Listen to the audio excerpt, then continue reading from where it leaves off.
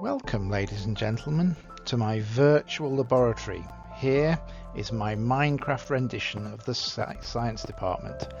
Give you a little tour.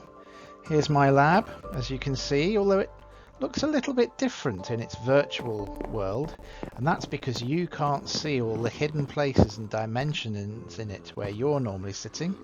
There's my view as the teacher, but what you can't normally see is that underneath my desk is a little window down into some of the places where some of my pupils go if they haven't done their prep or if they've annoyed me too often in lessons. Depending on where you sit, you might end up in the zombie pit or the squid tank of death. Now, I can't see any squid over there, so let me show you another part round the back of my bookcases and shelving. Oh, you haven't seen here, and you won't if you're very lucky. But here we have a good vantage point of the squid tank of death. Look at that. There's a few skeletons floating around in there of pupils who previously haven't done their work or done as they were told or were talking too often in the lesson. Anyhow, let's dwell on nicer things for the moment. So we'll go back into the main part of my laboratory. We'll go and have a sneaky look. Again, from the teacher's point of view, anything fun going on in there? Nobody being eaten just yet. Now, there is another part to my lab. A few naughty people sit in that place that sometimes might fall into the pit of death. But behind my rear fume cupboards is another corridor, not leading down to the physics department as you might think. Oh no.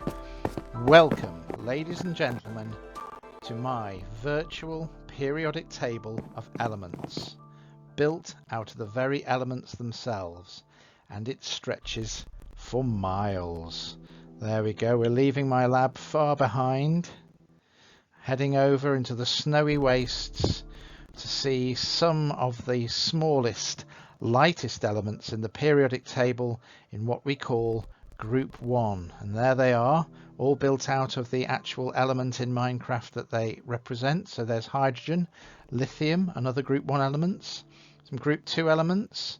We're now swooping over elements that are normally tucked away at the bottom of a periodic table. And the reason for that is, as you can see, if we drew all the elements out like they're supposed to be, it would stretch and stretch and stretch. Here we come to the far end of the periodic table of elements with some of my other favourite elements here. Just lost my way a little bit. Here we have the noble gases, helium, neon. Here we have the halogens, fluorine, chlorine, bromine, iodine. A little further over, oxygen, nitrogen, and carbon. And what's behind carbon? Let's go and see.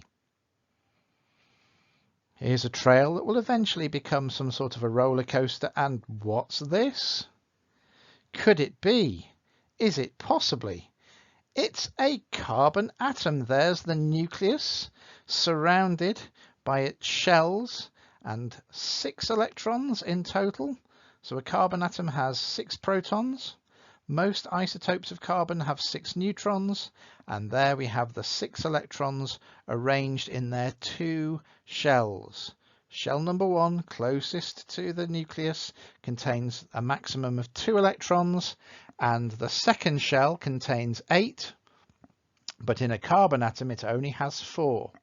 Now, if we were to go and look again at a periodic table of elements, you'd see that there is an interesting way of linking the number of electrons in the outer shell with its position in the periodic table. But for now, let's just return slightly jerkily back, fallen into the wall, back up my secret corridor, back behind the fume cupboards,